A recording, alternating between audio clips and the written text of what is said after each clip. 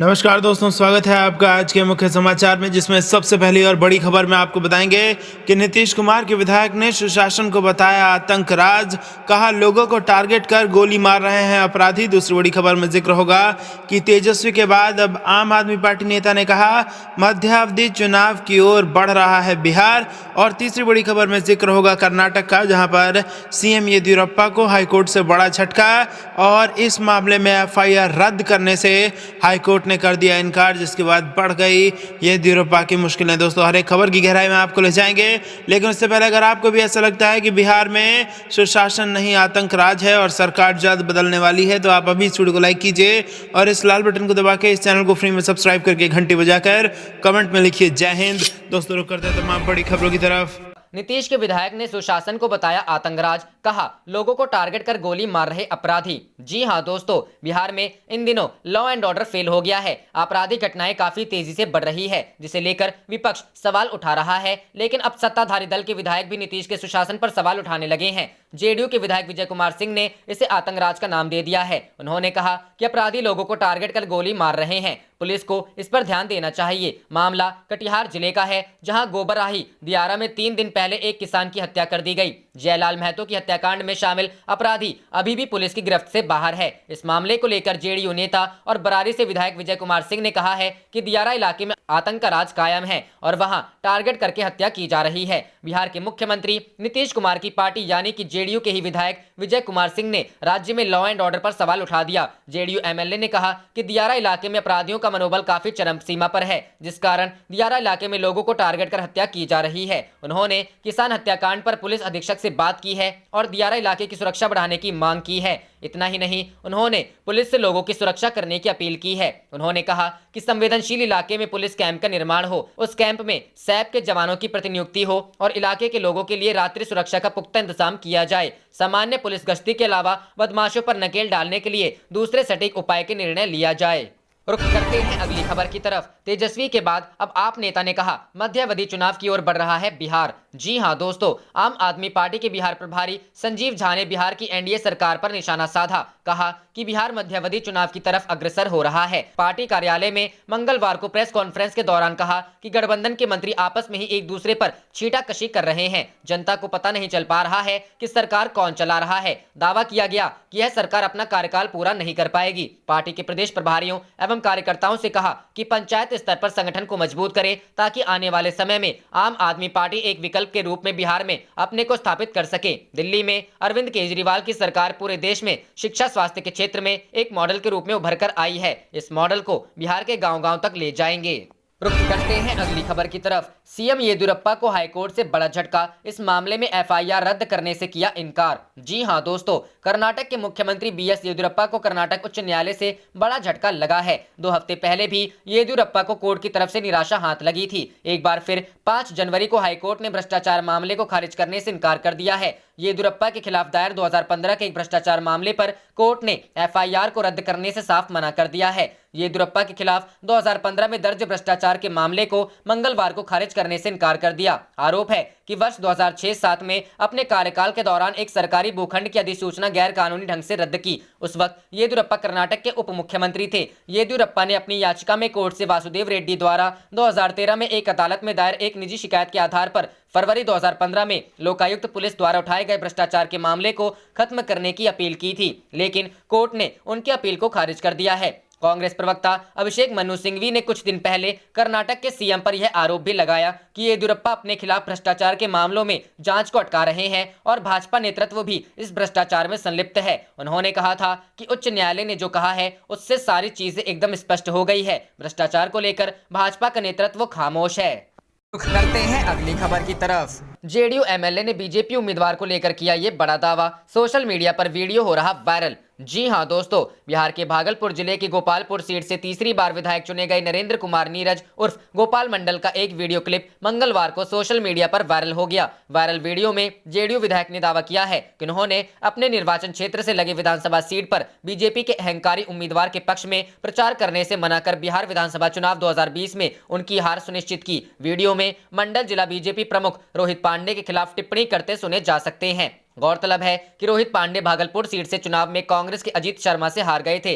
Viral video में मंडल कह रहे हैं, पड़ोस के विधानसभा सीटों पर मैंने जिसके लिए भी प्रचार किया उन्हें जीत मिली, लेकिन मैंने रोहित पांडे के पक्ष में प्रचार नहीं किया क्योंकि उन्हें बहुत घमंड था और वह हार गए। गोपाल मंडल ने बिहार विधानसभा चुनाव के चुनाव रैली के दौरान प्रधानमंत्री नरेंद्र मोदी के साथ मंच साझा करने के दौरान पांडे द्वारा दुआ सलाम नहीं करने पर भी आपत्तिजनक बातें कही। उन्होंने कहा इस कारण भाजपा अपनी एक सीट हार गई। इधर जेडीयू नेताओं ने कहा कि मंडल की इन टिप्पणियों को पार्टी का रुख ना माना जाए बल्कि इसे विधायक का निजी विचार माना जाए। वहीं बीजेपी के प्रवक्ता निखिल आनंद ने जेडीयू विधायक की इन टिप्पणियों को लेकर उन पर निशाना साधा कि पांडे ब्राह्मण जैसा नहीं दिखते। उन्होंने कहा टिप्पणियां जातिवादी कुंठा को दिखाती है, ऐसी बातें समाज पर गहरा असर डालती है। सामाजिक न्याय का हवाला देने वाली पार्टियों को अपने कार्यकर्ताओं को नैतिकता की शिक्षा देने के लिए कार्यशालाएं आयोजित करनी चाहिए।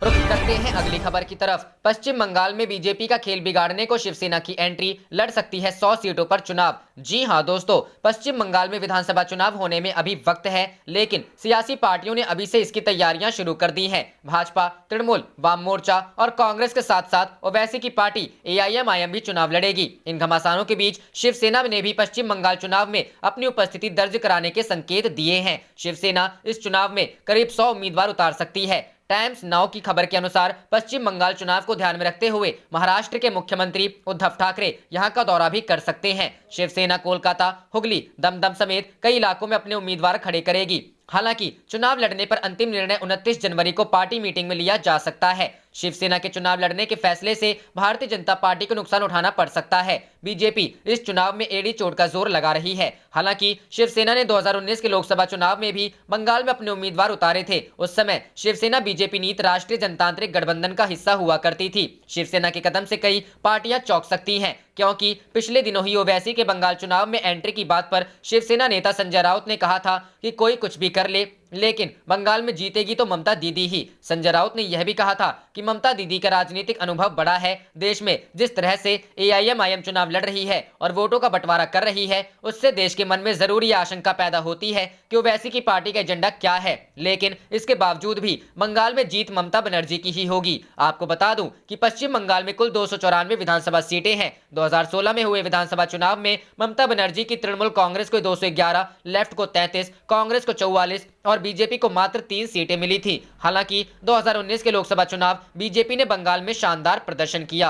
रुख करते हैं अगली खबर की तरफ। सेंट्रल विस्टा को लेकर कांग्रेस का तंज, तानाशाह पीएम मोदी इतिहास में अपना नाम दर्ज कराना चाहते हैं। जी हां दोस्तों, कांग्रेस ने सेंट्रल विस्टा परियोजना को मिली पर्यावरण मंजूरी और भूमि उपयोग में बदलाव की अधिसूचना को मंगलवार को उच्चतम न्यायालय द्वारा बरकरार रखने का फैसला दिए जाने के बाद कहा कि यह परियोजना कानून से जुड़ा मुद्दा नहीं बल्कि सरकार की गलत प्राथमिकताओं का विषय है। पार्टी के मुख्य प्रवक्ता रणदीप सुरजेवाला ने यह भी दावा किया कि सरकार इस परियोजना को ऐसे समय आगे बढ़ा रही है जब देश कोरोना संकट और आर्थिक मंदी का सामना कर रहा है तथा सरकार ने सैनिकों, सरकारी कर्मचारियों एवं पेंशन भोगियों के भत्ते में हजारों करोड़ रुपए की कटौती की है। सुरजेवाला ने ट्वीट कर आरोप लगाया कि 13,450 करोड़ रुपए की सेंट्रल विस्टा परियोजना कोई विधि सम्मत मुद्दा नहीं है बल्कि एक ऐसे तानाशाह की गलत प्राथमिकताओं का विषय है जो अपना नाम इतिहास में दर्ज कराना चाहते हैं। उन्होंने कहा कि विडंबना यह है कि कोरोना महामारी और आर्थिक मंदी के समय भी केंद्र सरकार के पास सेंट्रल विस्टा पर खर्च करने के लिए 14,000 करोड़ रुपए और प्रधानमंत्री का विमान खरीदने के लिए 8,000 करोड़ रुपए है, परंतु इसी भाजपा सरकार ने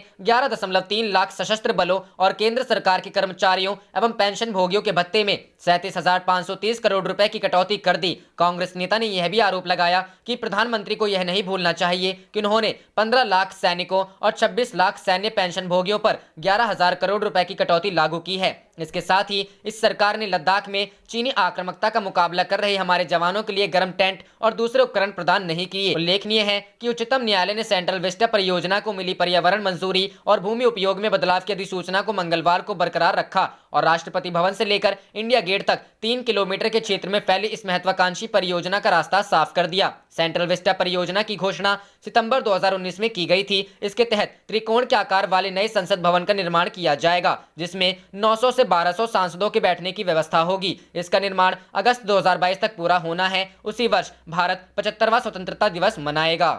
करते हैं अगली खबर की तरफ। दही चूड़ा खाकर पाला बदलने वाले हैं विधायक नीतीश और तेजस्वी में से किसकी नींद है गायब। जी हां दोस्तों, खरवास खत्म होने के बाद बिहार की राजनीति में क्या सचमुच से बड़ा खेल होने वाला है? क्या मकर संक्रांति के बाद बिहार की राजनीति में वाकई कोई उथल पुथल मचने वाली है? तमाम राजनीतिक दलों की तरफ से विधायकों की छूट का दावा किया जा रहा है। पहले आरजेडी ने जेडीयू के 28 विधायकों के संपर्क में होने का दावा किया, तो अब जेडीयू ने भी आरजेडी के 3 दर्जन विधायकों के पाला बदलने की डेडलाइन तय कर दी है। जेडीयू के मुख्य प्रवक्ता संजय सिंह ने कहा है कि दही चूड़ा खाने के बाद आरजेडी के 3 दर्जन विधायक पाला बदल लेंगे। आरजेडी के 3 दर्जन विधायक जेडीयू के संपर्क में हैं और मकर संक्रांति के बाद उनका पाला बदलने जा रहा है। संजय सिंह ने कहा है कि आरजेडी के जो नेता जेडीयू को तोड़ने का सपना देख रहे हैं, उन्हें जमीनी हकीकत का अंदाजा नहीं है। आप देख रहे थे आपका अपना चैनल जय हिंद जय भारत।